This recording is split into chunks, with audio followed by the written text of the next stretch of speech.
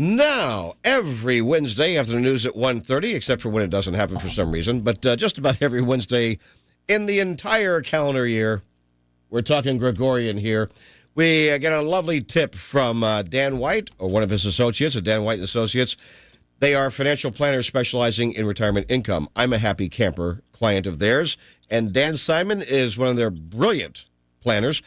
He's actually in the Middletown office. Dan, how you doing, buddy? I am doing well, Rick. How are you today? Happy Fine. Wednesday to you.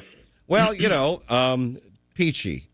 So, with everything that's going on in the county and the state, I think most of us are hanging in there.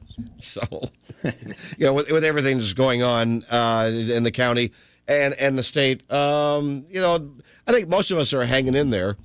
So, there are many, many people who are not complaining because their taxes stayed the same and went down. But you know what my concerns are. Now, what are some of the concerns that you have now when working with people on retirement planning? Because I know you have a tip every Wednesday. So taxes has been a hot topic, and I always kind of lump the two together. Whoa! What? Hold on. Can you hear me? What the heck happened there? Have you ever had an outboard motor? Yeah, I don't have a boat, but I'm familiar with it. And have you ever had one of those, like the old Evinrude 9 horsepowers, you go like that? Yeah. Yeah, well, that's what's happening with your phone right now. I don't know what happened. Can you hear me? I can. Now you sound okay. It was clicking on and off, but you sound okay all right now. Yeah, go for it. There we go. So in the context of taxes, I look at it kind of two ways, right? Things we can't avoid, death and taxes. Unfortunately, I've seen a couple scenarios recently where, we've had clients lose a spouse and, a young widower. So I wanted to just kind of touch on a couple of items regarding guiding a young widower in regards to retirement accounts and, options that they have when funds move from one spouse to another. And it's particularly important to recognize that 59 and a half is still the magic age. When it comes to, retirement account distributions and also, when one spouse dies, how does the beneficiary treat that account if they're a spouse? So I want to talk about some options that surviving spouses do have. And option number one, which is probably the most common that we see, is called the spousal rollover. So assuming that the spouse is the designated primary beneficiary, the surviving spouse can just roll the funds over to their own account. No taxes are applicable at that point. Where it gets a little bit tricky or sticky is if the surviving spouse is under 59 and a half, because what that's doing is then it's precluding them from having access to that money without the early 10% withdrawal penalty. So, in some cases it's avoidable. If life insurance is in place and there's a death benefit paid out to the beneficiary, they may not even need to access those funds. And it may make sense to just roll it over into their account if they're not intending to draw on the funds prior to 59 and a half. But, in the example where there was no life insurance and the surviving spouse needed those funds, if they roll the money over into, their own account or a spousal rollover account, and then need funds for final expenses, whatever it might be, they're subjecting themselves to a 10% early withdrawal penalty because they are not 59 and a half. So that's the first option. There's cases where it makes sense. There's cases where obviously it doesn't. But there's no deadline for a spousal rollover. So best practice is usually wait till they're 59 and a half to roll the funds over into their own name.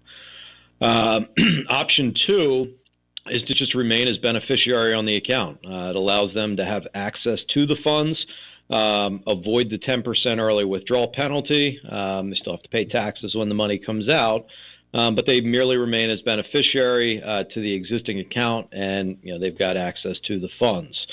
So those are the first two options. Option three would just be to treat the IRA as the spouse's own. So third option there, they can basically leave it exactly as it is. Access the funds. Why may someone want to do something like that? Generally speaking, the reason to leave it as the spouse's own account or treat it as if it's their own IRA account would be to avoid any investment decisions or policies that are already in place.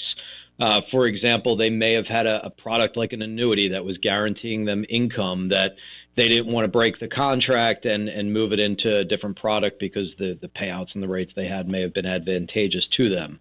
So that's a scenario where they just kind of treat it as if it's their own. Death before the RMD age, also a big issue there because the surviving spouse, excuse me, if they roll it into their own account, they're not subjecting themselves to the RMD age. But if the account owner had deceased at RMD age, called 73 now for most people, the surviving spouse is subjected to the required minimum distribution rules. So let me ask you a question. So in that case, if that happens to mom and pop, is it best just to leave it where it is and take the RMDs and not combine that into your own IRA or retirement plan, or does that not matter? Well, you can't move mom and pop-pops into your own name. No. I'm talking about pop passes away, and there's mom. And mom now has pop's IRA, but he was 74 years old. And or maybe 73 going and not quite 73 and a half. Let's say that. Now, 73, not quite 73 and a half, or maybe 74. At which point would it make a difference if she was to roll that into her own or not? A couple things, to consider there, Rick. One would be age of surviving spouse. Are they of RMD age? Are they not of RMD age? If they're not, then maybe it makes sense to roll it into her account and defer it for a few more years. The other thing to consider is need for income now, as well as in the future. Mm-hmm. There's a lot of factors that go into what's the right decision with 3 or 4 options that are presented. We see scenarios. I read stories all the time of people that they take it, they roll it into their name, and then at 58 they cash it out to go buy a condo, and all of a sudden they're stuck paying 10% plus the taxes, and it turns into a real fiasco where they could have just left it exactly as it was and just merely taken a distribution and paid the taxes. So like with most scenarios we encounter, it's unique, right? It's not one size fits all as to, hey, what's the best thing to do here? We got to take a look at the whole scenario, the whole landscape, and determine what's the best best path to take for that individual. Good stuff. I like the way you guys are always thoughtful, considerate about everybody in the family. That's nice. Dan Simon, right? Yeah, I know, right? Hey, somebody worked hard for it, right? You know that much. Yeah, but they always figure out a way to take it away from you. I know. They do. Yeah, they do. Dan Simon, financial planner at Dan White & Associates. Good guy. You can give him a call at 888-690-8820, 888-690-8820. Office there in Middletown. And then on Sunday mornings, Dan White brings On the Money, right? On the Money on Sunday morning. And let's see, do I have a topic for you? I believe I do. What do we got? We got end of summer retirement discussion with a giveaway of the key ages of retirement. So Dan, I'm sure, will be talking about, and the white paper includes, the magical 59.5 number. Oh, yeah. But I'm sure it'll be an informative show as always. He's brilliant at this stuff. So 7 a.m., 101.7 FM, 11:50 a.m., streaming live at WDEL.com. And to your smartphone, or in my case, my relatively knowledgeable phone. It's not that smart.